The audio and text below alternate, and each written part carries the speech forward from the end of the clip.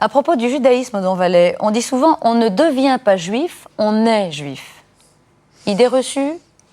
À moitié vrai, à moitié faux. D'abord, on ne sait jamais exactement qui étaient nos ancêtres il y a 2000 ou 3000 ans. Il y a eu des métissages, il y a eu l'arrivée d'armées étrangères, des mariages mixtes. D'ailleurs, la Bible en parle beaucoup, puisque Salomon avait 700 épouses et 300 concubines. Notamment, il était marié à la reine de Saba, donc ils ont fait des petits-enfants qui n'étaient pas forcément entièrement juifs.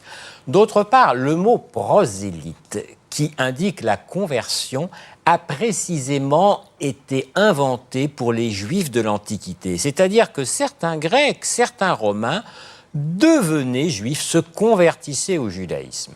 Mais aujourd'hui, il est très difficile de se convertir au judaïsme, sauf dans la tendance libérale. Pourquoi très difficile? Parce que le judaïsme n'aime pas beaucoup les convertis de fraîche date qui, par exemple, se seraient fait juifs uniquement pour épouser une juive ou un juif. Ça serait des conversions un petit peu trop faciles, de convenance. Donc, le judaïsme est une religion d'un peuple. Ce n'est pas une religion missionnaire en ce sens que les Juifs ne cherchent pas à convertir d'autres, à la différence du christianisme, de l'islam et du bouddhisme. En cela, le judaïsme ressemble à l'hindouisme, qui est une religion purement indienne et non missionnaire. Et on est juif par sa mère. Ah, seulement depuis le début de l'ère chrétienne. Auparavant, ce n'était pas si simple que ça. Alors pourquoi on a inventé ça ? Parce qu'on n'est jamais sûr de son père. Avant l'époque des tests génétiques, on n'était pas sûr. Tandis que la mère, on sait bien de qui on est né. Cela étant, dans le judaïsme libéral, certains disent que le père est aussi important que la mère pour l'identité juive. Mais tout cela, c'est justement pour préserver l'identité, la communauté. Tout à fait. Notez bien qu'en principe, on est juif par sa mère, on est musulman par son père.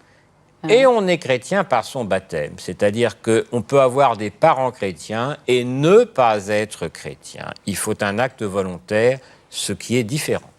Alors, autre idée reçue, les Juifs se sentent privilégiés, ils pensent être un peuple élu. Qu'est-ce qu'il faut penser de cette phrase ?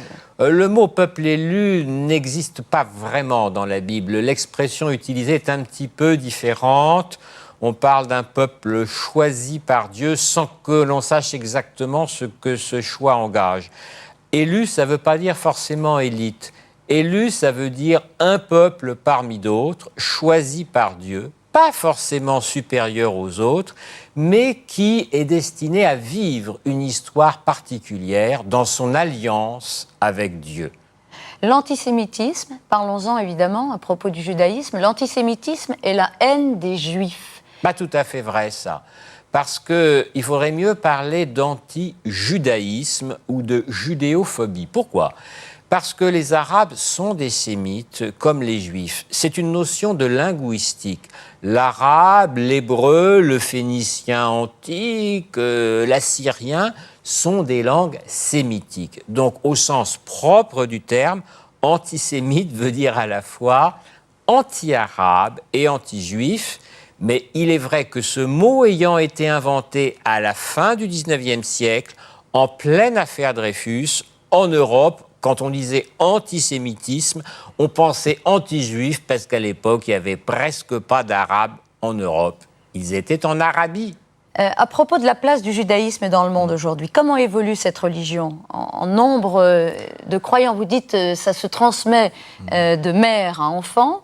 Ça veut dire qu'il n'y a pas de conversion, il n'y a pas de nouveaux venus dans cette religion? Il y a peu de nouveaux venus. Il y a environ 14 millions de Juifs dans le monde, soit à peu près le même chiffre qu'en 1900, alors que la population mondiale a été multipliée par 5. Pourquoi ? À cause des épouvantables persécutions, des pogroms en Europe centrale et de la Shoah hitlérienne.